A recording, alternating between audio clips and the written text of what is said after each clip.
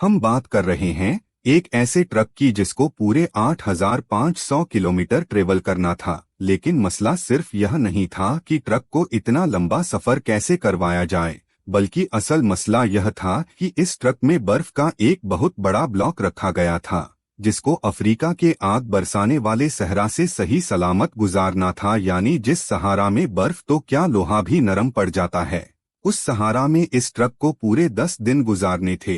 लेकिन चैलेंज यह था कि किसी भी हालत में बर्फ पिघलने ना पाए, और वो भी बगैर रेफ्रिजरेटर के। यह बात है 1959 की, जब पूरी दुनिया की अटेंशन एक आइस ब्लॉक ने घेर रखी थी। यह आइस ब्लॉक 3050 केजी वजनी था और इसको दुनिया के एक कोने से दूसरे कोने तक पहुंचाना था, और वो भी बगैर रेफ्रिजरेशन के। यानी इसका स्टार्टिंग पॉइंट था नॉर्वे का शहर मुइराना और इसका एंडिंग पॉइंट था लिब्रवेल, जो सेंट्रल अफ्रीका में एक शहर है। लेकिन आखिर ऐसा किया क्यों जा रहा था? इस आइस ब्लॉक को इतना दूर क्यों ले जाया जा रहा था?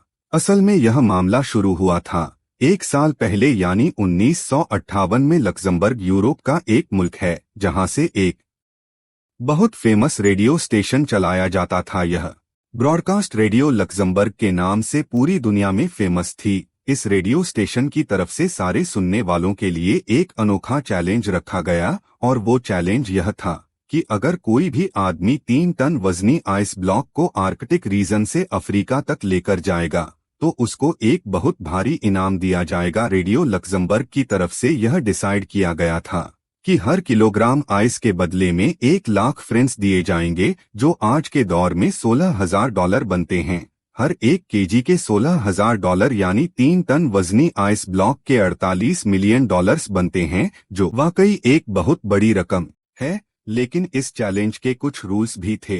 पहला रूल तो यह था कि यह आइस ब्लॉक 1 पीस में लेकर जाना है। दूसरा रूल था कि इसको सिर्फ बाय रोड ट्रांसपोर्ट किया जाएगा। तीसरा और सबसे मुश्किल रूल यह था कि चैलेंज को पूरा करने के लिए रेफ्रिजरेटर का इस्तेमाल नहीं किया जा सकता। रेडियो लक्समबर्ग ने इतना भारी इनाम इसी वजह से रखा था क्योंकि उनको अच्छी तरह मालूम था कि इतना बड़ा आइस ब्लॉक आर्कटिक रीजन से अफ्रीका तक लाना किसी भी सूरत में मुमकिन नहीं है, क्योंकि यह कोई छोटा मोटा सफर नहीं, बल्कि यह सफर पूरे 8,500 किलोमीटर लंबा है, जिसमें 2,500 किलोमीटर अफ्रीका का वो सहारा शहर है जहां टेम्परेचर 50 डिग्री सेंटीग्रेड होता है। यानी बर्फ जो फ्रीजर से निकलते ही मिनटों में पिघल जाती है, वह भला इस हफ्तों लंबे सफर में सही सलामत कैसे मंजिल तक पहुंच पाएगी? रेडियो लक्समबर्ग ने यह चैलेंज तो दिया, लेकिन यही चैलेंज उनको किस मुश्किल में फंसा देगा इसका उनको अंदाजा भी नहीं था। यह चैलेंज रेडियो पर ब्रॉडकास्ट होने के कई महीनों तक किसी ने भी आगे बढ़ने की हिम्मत नहीं की।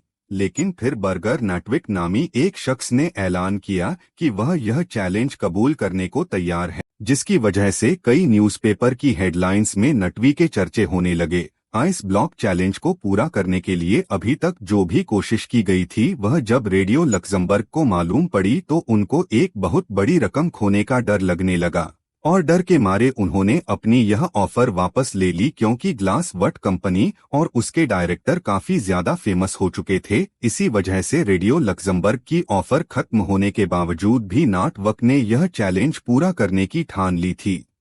उनका मानना था कि अगर उनको पैसे ना भी मिले तब भी वह यह चैलेंज पूरा करेंगे, क्योंकि इसकी वजह से इनकी कंपनी की पब्लिसिटी में इजाफा होगा। यह चैलेंज अब स्टार्ट करने का वक्त आ चुका था। यह फैसला हो चुका था कि आइस ब्लॉक को नॉर्वे के शहर मुआइराना से ऑल द वे अफ्रीका में गबन के शहर लिबरविल तक भेजा जाएगा।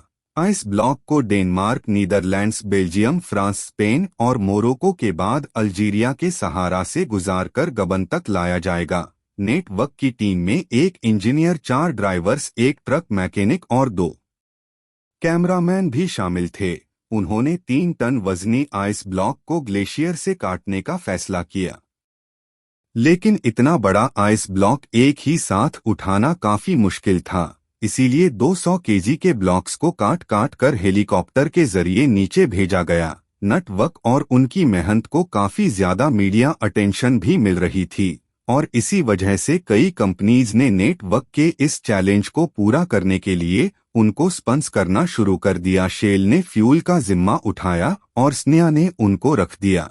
जिसमें यह आइस ब्लॉक रखा जाना था। 200 केजी के ब्लॉक्स को ग्लेशियर से नीचे लाकर दोबारा से फ्रीज किया गया और 350 केजी का एक सिंगल ब्लॉक बनाया गया। यह ब्लॉक एक खास कंटेनर में डालकर ट्रक में लोड किया गया, जिसकी साइडों पर एक खास गिलास वूल से उसकी इंसुलेशन की गई। अच्छी तरह इंसुलेशन करने के बाद 22 फेब 1959 को आखिरकार यह अनोखा सफर शुरू हो गया। शुरुआत का सफर तो काफी ज्यादा आसान था, क्योंकि इन इलाकों में मौसम भी काफी खुशगवार था और रोड्स भी ठीक ठाक थे, क्योंकि यह न्यूज़ पूरी दुनिया में फैल चुकी थी। इसी वजह से यह ट्रक और उसका क्रू जिस भी बड़े शहर से गुजरते थे, वहां के लोग उनका इस्तकबाल करते और नारे लगाकर उनका हौसला बढ़ाते थे। जैसे जैसे उनका सफर बढ़ता जा रहा था, उनकी पब्लिसिटी में मजीद इजाफा होता जा रहा था। जब यह ट्रक पेरिस से गुजर रहा था तो उनको वहां की पुलिस ने भीड़ वाले इलाकों से गुजारने के लिए खास प्रोटोकॉल भी दिया। यहां तक कि पेरिस के मेयर ने क्रू की दावत भी की थी। इस सफर को 1 हफ्ता गुजर चुका था। वहां से पहुंचने पर ट्रक को क्रेन की मदद से एक शिप पर रखा गया, क्योंकि अब उनको समंदर का एक बहुत बड़ा हिस्सा पार करना था। समंदर के दूसरे हिस्से पहुंचने पर कंडीशंस बिल्कुल ही अलग हो चुकी थी। ट्रक अब अफ्रीका की जमीन पर आ चुका था, जहां दिन के टाइम पर गर्मी इंतहा शदीद थी। न सिर्फ आइस ब्लॉक के पिघलने का खतरा था, बल्कि गर्म रेत पर सफर करने से ट्रक के इंजन को भी खतरा था और उनके साथ मौजूद क्रू की तबीयत बिगड़ने का भी खौफ मंडला रहा था। इन सारे खतरों के अलावा ट्रक को सिक्योरिटी थ्रेट भी था, क्योंकि जिस सहारा से वो लोग गुजर रहे थे, उस इलाके में जंग चल रही थी और फ्रीडम फाइटर्स के लोग पहाड़ों में ही छुपे होते थे।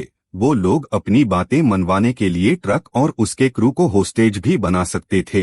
इस खतरे से निपटने के लिए फ्रेंच फॉरेन लीजन ने ट्रक और उनके क्रू को सहारा के कुछ एरियाज में सिक्योरिटी दी और उनको खास इंस्ट्रक्शंस दी कि कम से कम स्टॉप लेकर उनको इस सहारा से गुजरना है। लेकिन क्योंकि इस सहारा में प्रॉपर रोड नहीं थे, इसी वजह से ट्रक बार बार रेत में फंस जाता था। उनको मंजिल तक पहुंचने की जितनी ज्यादा जल्दी थी, उतना ही ज्यादा उनके रास्ते में मुश्किलात आ रही थी। हर मर्तबा जब ट्रक फंस जाता था तो उसको रेत से निकालने में क्रू को घंटों लग जाते थे। दुनिया के सबसे महंगे आइस ब्लॉक को ट्रांसपोर्ट करने का यह मिशन अब इनके गले में आ चुका था। एक तरफ फ्रीडम फाइटर्स का खौफ था, तो दूसरी तरफ गर्मी ने क्रू की हालत बिगाड़ कर रखी थी। और सोने पे सुहागा, इस गर्मी ने ट्रक के अंदर मौजूद आइस ब्लॉक को मेल्ट करना शुरू कर दिया था। अगर क्रू यहाँ फंस गया तो ना ही उनका मिशन पूरा हो सकेगा और ना ही हजारों मील दूर से निकाली गई बर्फ बच सकेगी। सहारा से गुजरने वाले मुसाफिरों के जानवरों को उन्होंने ने पिघलने वाली बर्फ का पानी भी पिलाया, जो कि असल में दुनिया का सबसे महंगा तरीन पानी था। कई रातें उन्होंने रेत पर ही स्लीपिंग बैग बिछाकर गुजारी और आहिस्ता आहिस्ता मुश्किलात को फेस करते मंजिल की तरफ बढ़ते गए। आखिरकार वो इस सहारा को पीछे छोड़ने में कामयाब हो ही गए। अब उनकी मंजिल काफी ज्यादा करीब थी। पूरे 28 दिनों के सफर के बाद ट्रक क्रू और बचा हुआ आइस ब्लॉक लिब्रेविल पहुंचने में कामयाब हो गया था। लिब्रेविल पहुंचने पर उनका भरपूर इस्तकबाल किया गया, लेकिन सबको सिर्फ एक बात जाननी थी कि 28 दिन के सफर और मुश्किल तरीन कंडीशन से गुजरने के बाद आखिर कंटेनर में कितनी बर्फ बची है। हैरत अंगेज तौर पे जब ट्रक का कंटेनर खोला गया तो उसके अंदर का मंजर देखकर यकीन करना मुश्किल था।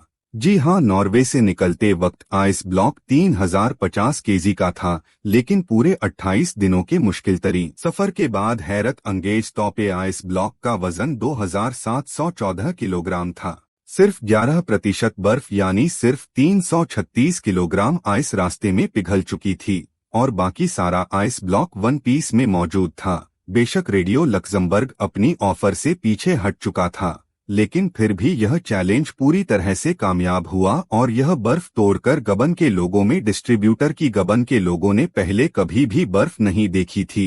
नाटवर्क और उनकी कंपनी को कोई कैश रिवॉर्ड उस वक्त तो नहीं मिला, लेकिन इस पब्लिसिटी ने उनकी कंपनी की सेल्स पर 4 चांद लगा दिए थे। ग्लास वट आज भी गिलावा के नाम से इंसुलेशन मटेरियल बनाती है और 1959 के बाद से इनकी पॉपुलर में मजीद इजाफा ही होता जा रहा है। वीडियो भी आप लोग भरपूर लाइक और शेयर करेंगे। आप लोगों के प्यार भरे कमेंट्स का बेहद शुक्रिया। मिलते हैं अगली शानदार वीडियो में।